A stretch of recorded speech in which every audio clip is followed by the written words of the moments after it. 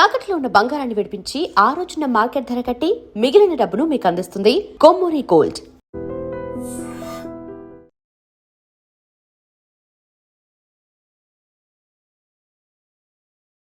నమస్తే, welcome to I dream.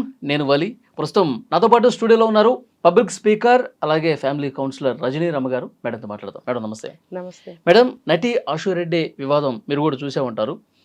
పెళ్లి చేసుకుంటానని చెప్పి విడతల వారీగా 9,35,00,000 రూపాయలకు సంబంధించినటువంటి డబ్బులు తీసుకోవటం, కొన్ని వాహనాలు కొనుగోలు చేయించుకోవటం, తర్వాత ఆస్తులు కూడా ఆమె పేరు మీద అన్నీ కూడా ఆ 9.5 కోట్లు కూడా ఆమె పేరు మీద రిజిస్టర్ అయ్యి ఉన్నాయంట. ఇప్పుడు పెళ్లి చేసుకుంటానని చెప్పేసి దాన్ని దాటవేస్తూ వచ్చింది. చివరికి ఈరోజు వాళ్ళు కేసు కూడా పెట్టారు. ఎలా చూస్తారు? ఇప్పుడు దీపం ఉండగానే ఇల్లు చక్కబెట్టుకోండి అంటారు. మరి ఇప్పుడు ఒక కళ అనేది ఉంది వాళ్ళ దగ్గర, ఆర్ట్ అనేది ఉంది. ఇప్పుడు సినీ ఫీల్డ్లో ఒక యాక్ట్రెస్గా ఒక ఆర్ట్ అనేది ఆమె దగ్గర ఉంది. తర్వాత ఆపర్చునిటీస్ వస్తున్నాయి, ఏజ్ ఉంది, ఇవన్నీ పక్కకు పెట్టి పెళ్లి చేసుకుని ఏం చేయాలి? ఇది వీళ్ళ ఆలోచన. సో ఇప్పుడు ఇక యాక్టర్స్ అనే కాదు, బయట కూడా చూస్తే అమ్మాయిలు త్వరగా పెళ్లి చేసుకుంటున్నారా? లేదు. అంటే వాళ్ళకి ఒక ఏజ్ వచ్చే వరకు పెళ్లి ఆలోచన చేయకపోవడం ఒకటి. రెండవది, ఈ లోపల అబ్బాయిలతోటి ఫ్రెండ్షిప్ అని, అమ్మాయిలు అబ్బాయిలన్నా మోసం చేయొచ్చు, అబ్బాయిలు అమ్మాయిలన్నా మోసం చేయొచ్చు. సేమ్ స్టోరీ ఇక్కడ కూడా జరుగుతుంది. ఇప్పుడు ఈ అమ్మాయికి ఇన్ని అవకాశాలు వస్తున్నాయి, అందం ఉంది, వయసు ఉంది, మరి అవకాశాలు వస్తున్నప్పుడు ఇవన్నీ పక్కకు పెట్టి అతన్ని పెళ్లి చేసుకుంటానని ఎలా అంటుంది? మరి ముందెందుకు చెప్పింది అని అంటే, ముందు చెప్పింది లండన్లో ఉంటున్నాడు, మంచిగా సంపాదిస్తున్నాడు, మరి అబ్బాయి బాగుండి ఉంటాడు, కొంచెం తనకి సూటబుల్గా అమాయకత్వంగా ఏమన్నా ఉన్నాడేమో. ఇప్పుడు అమ్మాయిలు కూడా గడుసుగా ఉన్న అబ్బాయిలను ఎవరిని ఇష్టపడటం లేదు. చెప్పిన మాట వినాలి, కాలు కింద పడి ఉండాలి, చెప్పిన పని చేయాలి, తను ఏది అంటే దాన్ని యాక్సెప్ట్ చేయాలి. ఈ లక్షణాలన్నీ చూసుకుంటున్నారు అబ్బాయిలు. ఇవన్నీ ఉంటే ఏమన్నా కొంచెం ఓకే నేను పెళ్లి చేసుకుంటా అనే స్థితిలో ఇప్పుడు అమ్మాయిలు ఉన్నారు. ఓకే, సేమ్ ఈ అమ్మాయి కూడా అదే కోవలకు వస్తుంది. సో అప్పుడేదో చెప్పింది 18లో పరిచయం అట.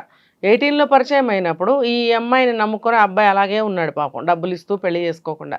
అంటే ఇది చీటింగ్ కిందకే వస్తుంది.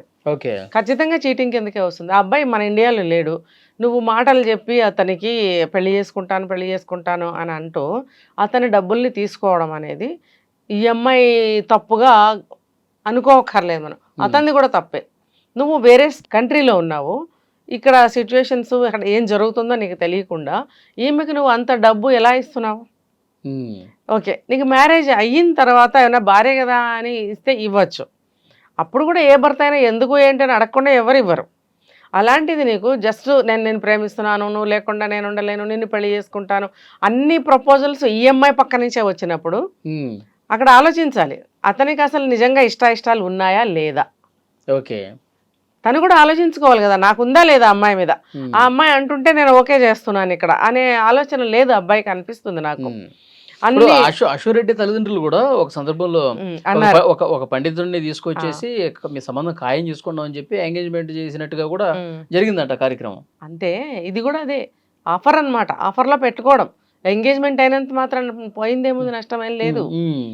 అంటే ఇక నేను ఎలాగో పెళ్లి చేసేసుకుంటున్నాను అన్నది కల్పిస్తే ఇక అదనంగా డబ్బులు తీసుకోవచ్చానా? లోపల ఆలోచన ఏంటంటే అప్పుడు సంగతి అప్పుడే, చేసుకుంటాను లేకపోతే లేదు, అన్నీ కలిసి రావాలి కదా. మొత్తం బాగా ఏమంటారంటే జమ చేసుకోవాలి కదా. అప్పుడు సంగతి లాస్ట్లో అంతా అన్నీ నార్మల్గా ప్లెయిన్గా జరుగుతూ తన గోల్ రీచ్ అయినప్పుడు అన్నీ బాగుంటే ఓకే చేసుకుందాం, పోయిందేముంది. అప్పటి వరకు మనకి కలిసి రాలేదనుకో, నేను గోల్ రీచ్ అయ్యేటప్పుడుగా వదిలేద్దాం. ఎంగేజ్మెంట్ ఏముంది, ఇప్పుడు ఎంగేజ్మెంట్ చేసుకుంటాను, ఇప్పుడే రేపే ఎప్పుడో పెళ్లి చేసుకోవాలని అవసరం లేదు కదా. ఇప్పుడు తనకంటూ ఇక్కడ ఫీల్డ్లో ఏమన్నా గోల్స్ ఉన్నాయేమో, ఇంకా తను రీచ్ అవ్వాల్సిన ప్లేసెస్ ఉన్నాయేమో, అవన్నీ చూసుకోకుండా టక్కన ఎవరు పెళ్లి చేసుకోరు. ఈ లోపల ఆ అబ్బాయిని లైన్లో పెట్టుకుంది, బాగా డబ్బు గలవాడు, లండన్లో ఉంటున్నాడు. ఇప్పుడు చాలామంది సినీ ఫీల్డ్కి సంబంధించిన వాళ్ళు చాలామంది కూడా లండన్లో సెటిల్ అయిన వాళ్ళు ఉన్నారు కదా. ఈవిడ కూడా అలాగే ఊహలకి వెళ్ళుంటుంది, నేను ఇక్కడ చక్కబెట్టుకోవాల్సిన ఇక్కడ చక్కబెట్టుకున్న తర్వాత అక్కడ సెటిల్ చేసుకుంటున్నాను కదా, అన్ని ప్రాపర్టీస్ తీసుకుంటున్నాను అంటే అతన్ని లైన్లో పెట్టింది. మేబీ అక్కడి నుంచి డబ్బు ఇక్కడ రప్పించుకుంటుంది, కానీ అక్కడ అబ్బాయిని కూడా సెటిల్ చేస్తుంది. ఇక్కడ తను సంపాదించుకోవాల్సింది, తను చేయవలసిన పనులన్నీ చేస్తుంది. నేను ఇవాళ మార్నింగ్ ఒక అప్డేట్ చూశాను, ఒకరి సీనియర్ జర్నలిస్ట్ అనాలిసిస్ అనమాట, మేబీ అది రియల్ అనాలిసిస్ అని చెప్తున్నారు ఆయన. సో ఏమైందంటే రామ్ గోపాల్ వర్మ తోటి కూడా ఈమె కాల్ నాకిచ్చుకుంది, ఇవన్నీ చెప్తున్నారు. అంటే మరి ఇవన్నీ ఆ అబ్బాయికి తెలియవా? లండన్లో ఉన్న అబ్బాయికి తెలియవా? పిల్లి కళ్ళు మూసుకున్నట్టుగా ఉంటే ఎలా కుదురుతుంది? అందుకనే ఇప్పుడు ఏమన్నా అబ్బాయికి ఇవన్నీ తెలిసాయేమో ఒకవేళ నేను కూడా అనుకుంటున్నా. అవన్నీ తెలిస్తే కనుక అతనే క్యాన్సిల్ చేసుకోవాలి. పెళ్లి లేదు, ఏమీ లేదు, ముందు ఇది తీసుకున్న మనీ అంతా వెనక్కి ఇచ్చేయాలి. చీటింగే కదండి. ఒక మనిషిని అభంశుభం తెలియని ఒక అబ్బాయిని, అది కూడా ఎక్కడో ఉంటున్న అబ్బాయిని నువ్వు ముగ్గులోకి దించి మాయమాటలు చెప్పి పెళ్లి చేసుకుంటానని నమ్మించి ముహూర్తాలు అది ఎంగేజ్మెంట్ వరకు తీసుకొచ్చి ఇది చీటింగ్ కిందకే వస్తుంది. మరి పైగా అంత ప్రాపర్టీ 9.5 కోట్లు డబ్బు రూపంలో, సిస్టర్కి ఇంకో 50 లక్షలు కూడా ఇచ్చారంట, మొత్తం ఒక 10 కోట్లు అనుకోవచ్చు. ఇదంతా మరి ఎవరు ఎందుకు ఇస్తారు? ఊరికి ఎవరు ఇస్తారు? కట్టుకున్న భార్యకి కూడా 5 రూపాయలు ఇవ్వాలంటే ఆలోచిస్తాడు కదా ఒక భర్త అనేవాడు. ఈ అమ్మాయికి ఏమి నమ్మి ఏం చూసి అంత డబ్బు ఇచ్చాడు, ఏం చెప్పి తీసుకుంది అనేది పెద్ద డౌట్ నాకు మార్నింగ్ నుంచి.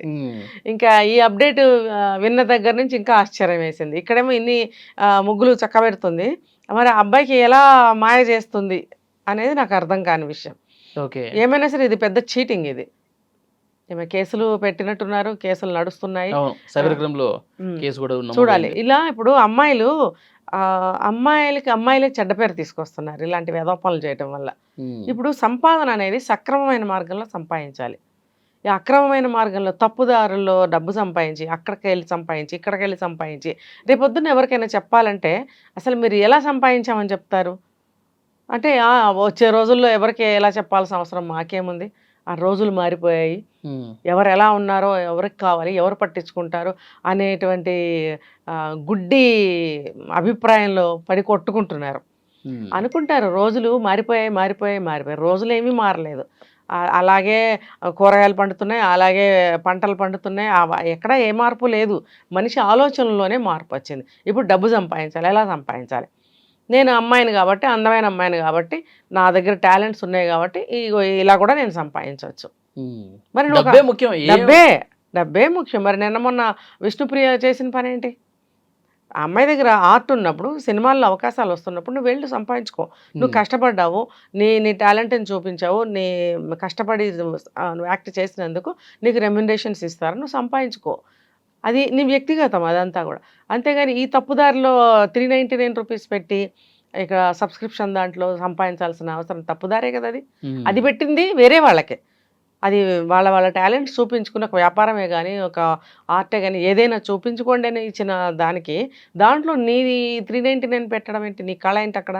నీ ఆర్ట్ నువ్వేం ప్రదర్శించదలుచుకున్నావు? అదేనా తప్పుదారిలో డబ్బు సంపాదించే ఆర్ట్? అలా కాదు. తప్పుదారిలో డబ్బు సంపాదిస్తే ఆత్మకే చెప్పుకోవాల్సి వస్తుంది ఏదో రోజు. అవన్నీ ట్రాష్, ఈ రోజుల్లో ఎవరు ఎలా సంపాదించిన ఎవడు పట్టించుకోవట్లేదు అని అనే వాళ్ళకి కూడా అది తప్పు అనే రోజు వస్తుంది. కానీ వీళ్ళు తెలుసుకోవాలి, ఇంకా తెలుసుకోవాలి. రేపు పొద్దున వాళ్ళు మ్యారేజ్లు అయిపోయిన తర్వాత కొంతకాలానికి ఇవన్నీ మనం చేసిన తప్పు కదా అని చెప్పి అప్పుడు పశ్చాత్తాపడాల్సిన పరిస్థితి వస్తుంది. ఇంకా మ్యారేజ్ ఎక్కడ చేసుకుంటారండి వీళ్ళు? ఇప్పుడు ఆ అబ్బాయి మోసపోయాడు, చేసుకుంటే ఈ అమ్మాయిని ఎన్ని కథలు బయటకు వచ్చేవి. ఇప్పుడు మనం చెప్పుకునేది 2, 1, 3 చెప్పుకునేది, చాలా ఉంటాయి వెనకాల. అవన్నీ బయటకు వచ్చేస్తాయి. అప్పుడు అబ్బాయి 1 నెల కూడా కాపురం చేయడు ఈ అమ్మాయితోటి ఖచ్చితంగా. అదేదో ముందే మేల్కొన్నారు, కేసులు నడుస్తున్నాయి, సూపర్. ఇప్పుడు చీటింగ్ కేసులు ఎన్నైనా పెట్టుకోవచ్చు అమ్మాయి మీద, ఇంకా చాలా బయటకు వస్తాయి. మనకు తెలిసిన ఫాదర్ కూడా వాళ్ళ బాధితులకే సపోర్ట్ చేస్తా ఉన్నాడు. అదే అంతే కదా. మరి కూతురు చేసేది ఆయనకే నచ్చట్లేదు. నువ్వు బిగ్ బాస్ ఫేమ్ అయినావు, తర్వాత మంచి అవకాశాలు వస్తే నువ్వు జెన్యూన్గా సంపాదించుకో, నీకు కీర్తి ప్రతిష్టలు అలా వస్తాయి. ఇప్పుడు ఏమొస్తున్నాయి? ఇప్పుడు నీకు నిందలు, అపవాదాలు, మోసగత్తే, చక్కగా ఎన్ని బిరుదులు వస్తున్నాయి. ఇది బాగుంటుందా? బాగుండదు. ఏ రోజుల్లోకైనా సరే, అమ్మాయికైనా అబ్బాయికైనా సరే చెడ్డ పేరు అనేది స్వీకరించలేరు. ఎవరికైనా దుఃఖమే, ఏదో పైకి దబాయించిన లోపల మాత్రం ఉంటుంది వాళ్ళకి సిగ్గు అనేది. బాగా చెప్పారు madam, thank you very much.